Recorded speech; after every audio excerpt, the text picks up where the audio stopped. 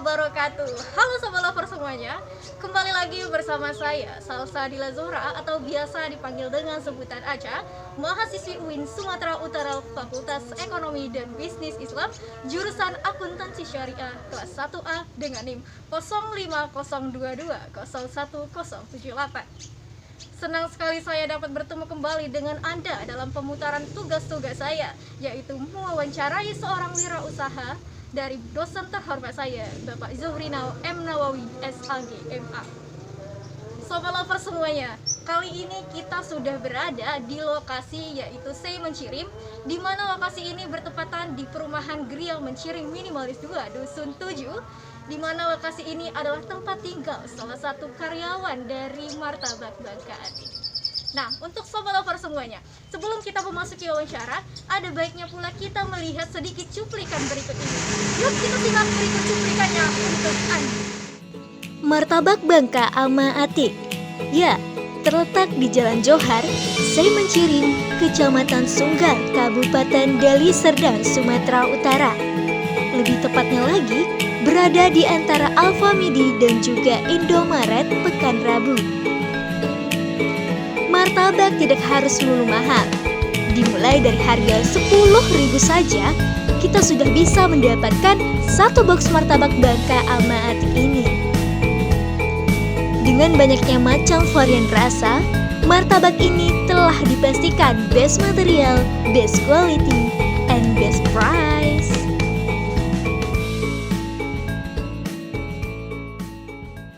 Lagi bersama saya Aca. Kali ini kita sudah kedatangan tamu istimewa kita. Halo Bapak.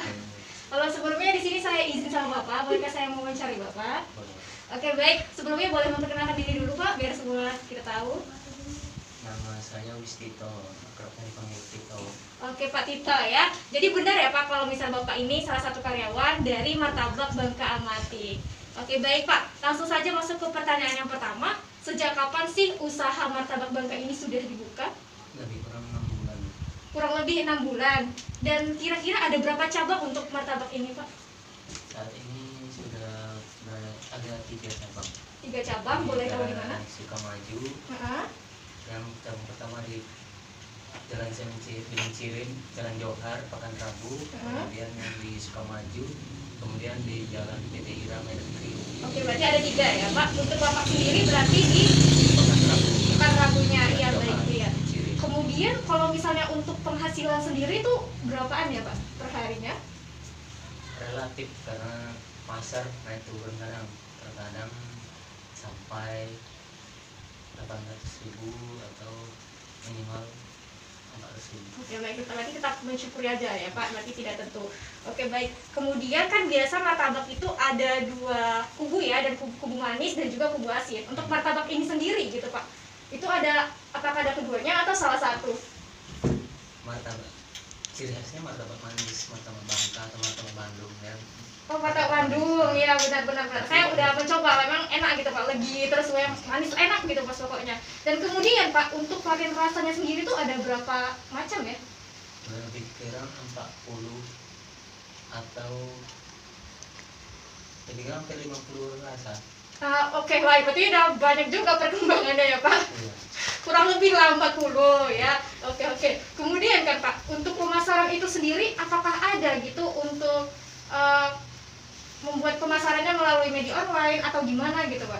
Waktu pertama merintis mencoba online Facebook, itu responnya positif, makanya kita Alhamdulillah ya. berani memulai membuka Oke. beberapa cabang. Oke, berarti ibaratnya dia baru pertama kali media online, kemudian banyaknya yang responden, kita mulai buka usaha baru. Oke. Kemudian untuk pertama kali modal awal buka martabak ini berapaan tuh, sekitar berapa Pak? Lebih kurang sekitar 5 atau 8, hampir 8 juta. Oke, Tapi baik. itu semua pun bukan dana saya, dibantu teman baik. Oke, berarti teman baik. Jadi istilahnya di sini kan Bapak karyawannya, benar ya Pak? Oke, berarti tadi ada teman baik. Jadi gimana nih cerita Bapak mengenai kisah kenapa Bapak bisa bekerja di sini gitu?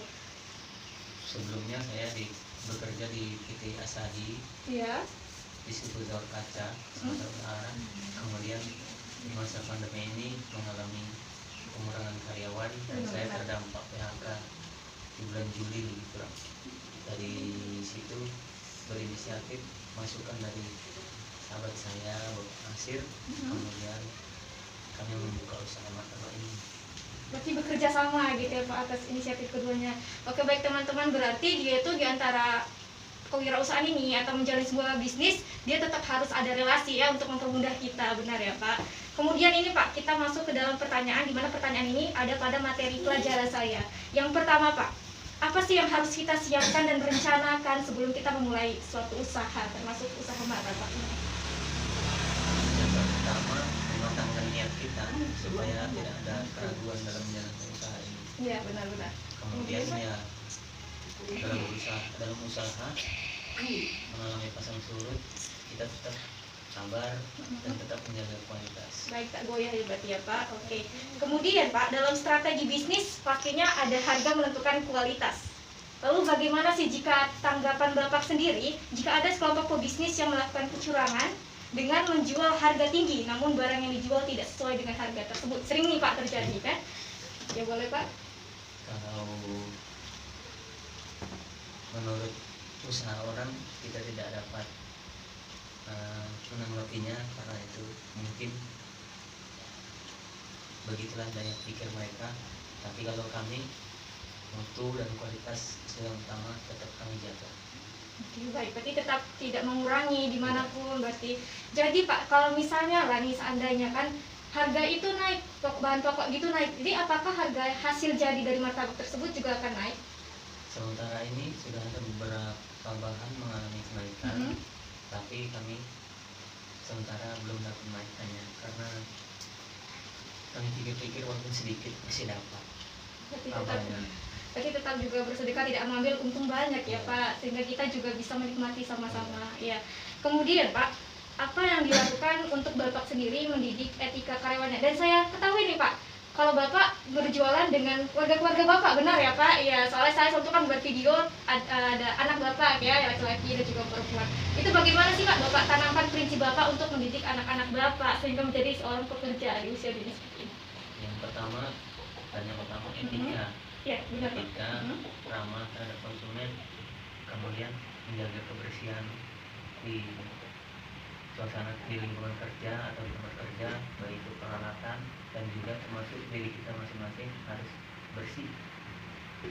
Dan juga kami tanamkan dan saya tanamkan sama anak-anak yang ikut saya, dalam bidang apapun kita tetap bisa atau berkesempatan berbuat kebaikan. Berarti tetap harus melandaskan prinsip kejujuran, terbuka sama satu sama lain. Oke baik, ini yang terakhir ya teman-teman. Yang terakhir Pak, sebagai pemimpin pasar, hal apa saja yang harus dilakukan agar kekuasaan Bapak tetap terus berlanjut dan tak goyah dengan pesaing? Yang pertama seperti yang saya ucapkan tadi, tetap menjaga kualitas kita yang utama, yaitu mutu dan cita rasa asli. Produk kami semua memakai rasa, tidak hanya rasa tapi memang benar adanya bahan tersebut asli. Contohnya menu durian, jagung, kacang atau yang lain, tidak hanya rasa tapi memang bahan benar adanya durian, durian, jagungnya durian, jagung ya jagung. Durian gitu. Oke baik Pak, ini kan tadi pertanyaan terakhir, jadi kita bisa sharing-sharing tambahan ini kan Pak. Tadi saya mendengar tentang kata durian nih. Jadi Pak, saya sendiri termasuk orang-orang yang menyukai buah itu gitu. Jadi untuk varian rasa di segala menu martabak itu, apa sih menu favoritnya gitu? Yang sering best seller gitu. Yang favoritnya selalu coklat keju, Ya. spesial campur, dan juga durian keju. Durian keju, oke, saya baru mendengarkan pertama kali nih Pak ya, durian keju. Sebelumnya saya terima kasih banyak untuk Bapak yang telah meluang waktunya sehingga saya bisa mengetahui info lebih lanjutnya tentang martabak ini. Dan kalau Bapak boleh mempromosikan, tadi letaknya di mana Pak? Yang pertama Untuk jualan di berapa aja? jalan, ya, yaitu di Jalan Johar, Mencirim, tepatnya di area atau di wilayah Pekanrabu antara Alfamidi dan Indomaret. Oke baik, jadi kalau untuk tempat penjualan Bapak ini sendiri, teman-teman boleh datang ya ke Pasar Rebo ya Pak, Jalan Mencirim. Oke baik Bapak, sekali lagi terima kasih Bapak. Dan setelah tadi pertanyaan yang terakhir, kita akhiri wawancaranya. Terima kasih banyak untuk Sobat Lover semuanya. Terima kasih. Wassalamualaikum warahmatullahi wabarakatuh.